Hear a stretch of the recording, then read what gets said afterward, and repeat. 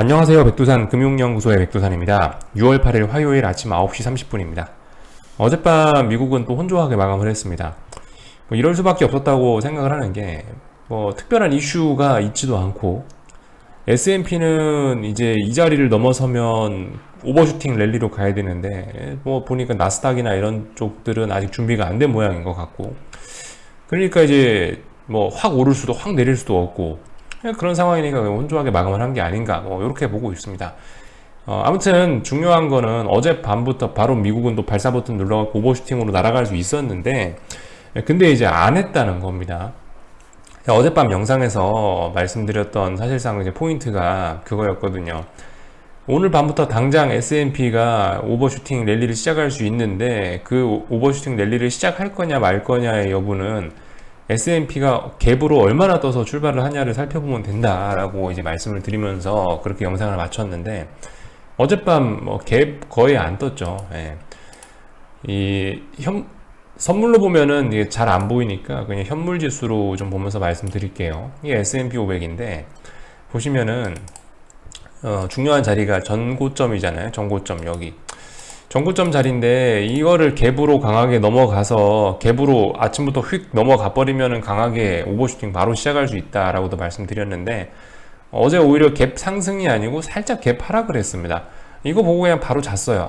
이것도 재미없게 또 재미없게 또 옆으로 기어가겠구나. 역시나 이번 주에 한국장 꼬라지를 보니까 이 오버슈팅 없을 것 같이 그렇게 모양을 만들어 놨는데, 미국도 개파락 출발했네. 그러면은 이번 주에 또 재미없겠다라는 생각을 하면서 그냥 바로 그 생각하고 자버렸다고요.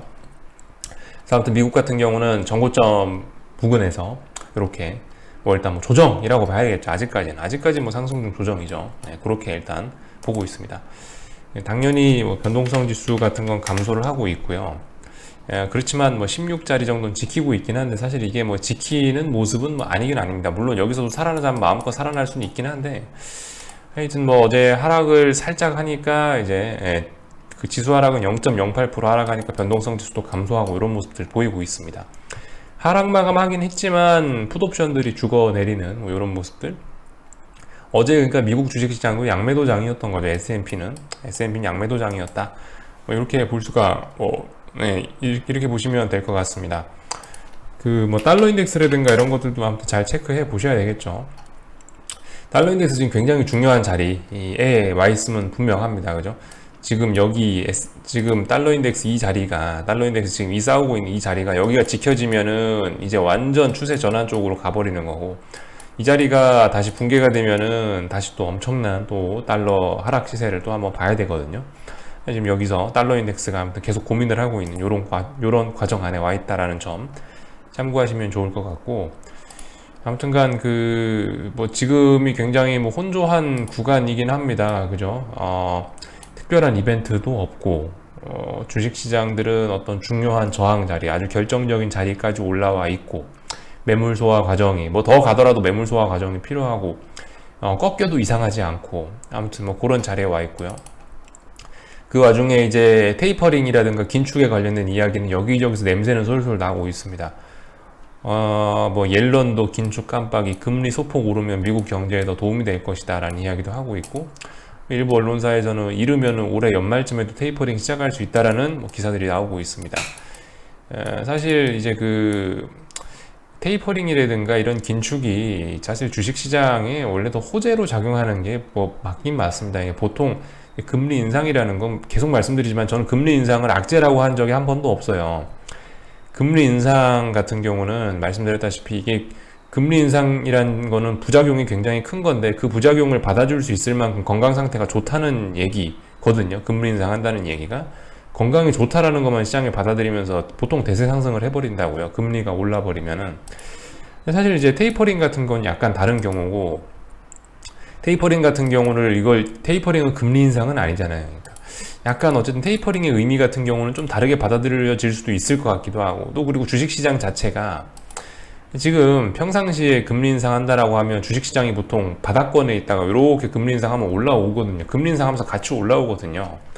지금 같은 경우는 주식시장이 이미 꼭대기에서 네, 이미 꼭대기에서 어떤 전 세계 초호황을 다 이미 선반영해 버려 있는 상태라서, 전 이번에 어쨌든 이런 식으로 긴축을 하게 되면 분명히 주식시장은 이번에는 안 좋을 거다라고 이렇게 보고 있는 사람이긴 한데요. 하여튼 그렇습니다. 아무튼 굉장히 혼란스러운 구간이라고요. 중간에 제 생각을 좀 이야기하긴 했지만, 아무튼 여기서 제가 보여드리려고 하는 거는 여전히 다양한 상방론자, 하방론자, 다양한 생각들이 복잡하게 얽혀 있는 그런 자리다. 그리고 특히 주식시장 같은 경우는 이번 주에 중요한 자리에 대부분 와 있어서 여기서 이제 아직도 방향을 또 결정하려고 싸우고 있다. 더욱더 혼조한 모습이 나타날 것이다. 이런 이야기 정도 드릴 수가 있을 것 같아요. 그래서 제가 말씀드리는 게, 자신 있으신 분들은 자신 있게 한번 상방으로 베팅해서 오버슈팅 나올 가능성은 높아 보이니까 오버슈팅 추정해 보시든지 하시는데, 자신 없으신 분들, 이런 분들 같은 경우는 하지 말라고, 그냥 아무것도 안 하고 관망하면은 속 편하고, 그러니까 관망하는 것도 나쁘지 않다, 이렇게 말씀을 드리고 있습니다. 어젯밤 영상 제목에도 그렇게 써놨죠. 한쪽만 보는 게 제일 좋다. 한쪽만 보고 한쪽만 추종하는 게 양사대기 맞을 위험을 크게 줄인다. 한쪽만 보면 최소한 양사대기는 안 맞지 않냐, 한쪽만 맞지 않냐, 이런 이야기 드리면서 아무튼 좀 아무것도 안 하셨으면 가장 좋지 않을까 싶은 생각이 들긴 하고 있습니다. 자, 그래서 아무튼 미국 시장 이 정도 봤고요. 좀 기사 보다 보니까 기사까지는 아니고 어떤 사람 글인데, 요것도 한번 보시면 재밌을 것 같아요. 심심하신 분들 요 글 한번 참고해 보세요. 제목이 이겁니다. 전 뉴욕 페드 총재, 현재 페드는 혹독한 리세션을 초래할 것이다. 이런 이야기, 이거 아마 구글에 검색하시면 나오거든요. 글이 좀 길어요. 한번 쭉 한번 찾아보시고 한 번쯤 읽어보시면 재밌을 것 같아요. 그냥 일단 그 재미로 한번 읽어보세요. 전 뉴욕 페드 총재, 전 뉴욕 페드 총재라는 사람도 이런 이야기를 하기도 한다.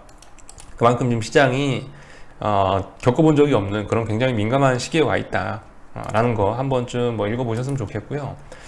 여기 그래서 보다 보니까 이번 주 목요일 날 중요한 이벤트들이 있다라고 해서 안 그래도 저도 좀 찾아봤는데, 이번 주 목요일 날이 좀 중요하긴 하겠더라고요. 한국 시장은 금요일 날에 반영이 되겠죠. 이 내용이 목요일 날 밤에 미국의 중요한 이벤트가 있으니까 금요일 날 이게 반영이 될 건데, 무슨 내용이냐면은 목요일 날 보시면은 이게 일단 유로존에서 통화정책 회의가 있고, 그리고 물가지표, 그죠? CPI가 발표가 되면서 인플레이션이 어쩌고저쩌고 하면서 이런 이야기가 나올 겁니다. 거기다가 신규 실업수당 청구 건수 이것도 나오고 하니까 중요한 이벤트들은 목요일 날에 좀 몰려있긴 한데, 여기에 더해서 이제 미국 국채 입찰 이벤트도 목요일 날 있다라는 겁니다. 사실 목요일 날 뿐만이 아니고 수요일 날, 목요일 날 이렇게 이 거래일 동안 좀 중요한 것들이 있을 것 같은데요. 좀 확대해서 보면 보이시죠? 조금 너무 확대를 했나? 하여튼 여기서 제가 보여드리려고 하는 거 요거 두 개입니다. 요즘에 말씀드렸다시피 장기물 채권 금리가, 미국 장기 국채 금리가 오르는 게 시장의 화두잖아요. 그래서 이거 두 가지를 보시면 된다고요. 10년물하고 30년물 국채 입찰 이벤트가 언제 있냐면은, 아이고 이거 아니네. 여기 있죠? 예. 요거 보시면 됩니다. 6월 9일 수요일 밤, 그리고 6월 10일 목요일 밤에 각각 10년물하고 30년물 국채 입찰 이벤트가 있거든요. 그러니까 수요일, 목요일에 장기채 금리들이 좀 움직일 수 있다라는 점을 참고하시면 될 것 같습니다. 그래서 이 채권 쪽에 중요한 이벤트 있고, 인플레이션 목요일 날 나오고, 유로존 통화정책 회의 나오고, 이렇게 되면은 이게 달러에도 큰 영향을 미칠 것 같긴 하거든요. 그래서 아무튼 수요일, 목요일 날 이 국채 입찰 이벤트들 잘 살펴보시고, 지금 어쨌든 달러 인덱스가 사실 가장 중요한 키예요. 여기서 사실 미국 주식시장이 그리고 코스피가 오버슈팅을 주려면은 얘가 이제 이거 깨면서 확 내려와서 랠리를 또 약세 랠리 펼쳐야 되는데, 아마 이제 이거에 관련된 방향성이 목요일 날에 방금 말씀드렸다시피 채권 입찰 이벤트 있고 인플레이션 어쩌고저쩌고 지표 나오니까 그 정도 날짜쯤이면은 얘가 이제 본격적으로 어떤 방향성을 정하지 않을까라는 생각을 한다라는 겁니다. 위가 되냐 아래가 되냐, 그때쯤이면 좀 명확해지지 않겠냐라는 생각을 하면서 일단 보고 있어요. 그래서 목요일 날 정도가 좀 중요할 것 같다. 그리고 여기 있는 요 글 한번 읽어보시면 좋을 것 같다. 이런 이야기 정도 드렸습니다. 하여튼 이번 주 목요일 날쯤에 그런 이벤트가 있다라는 거 좀 한번 참고하시면서 보시면 좋을 것 같고, 그러니까 아마 그 전까지는 시장은 그냥 옆으로 개걸음하지 않을까? 옆으로 그냥 좔좔좔 기어가면서 특별한 일 없지 않을까라는 생각을 뭐 일단 하면서 보고 있어요. 자, 그래서 한국 시장 넘어왔는데요.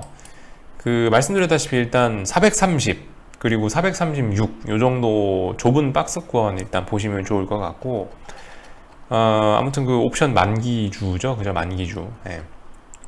만약에 오늘 뭐 여기서 뭐 좀 더 하락해서 뭐 예를 들면 뭐 몇 거래일 동안 넘지 못하고 붕괴되는 모습 보인다 하더라도, 전 일단은 이거는 일단 상승시 조정으로만 보고 뭐 일단 뭐 숏을 보거나 그러지는 않을 생각이에요.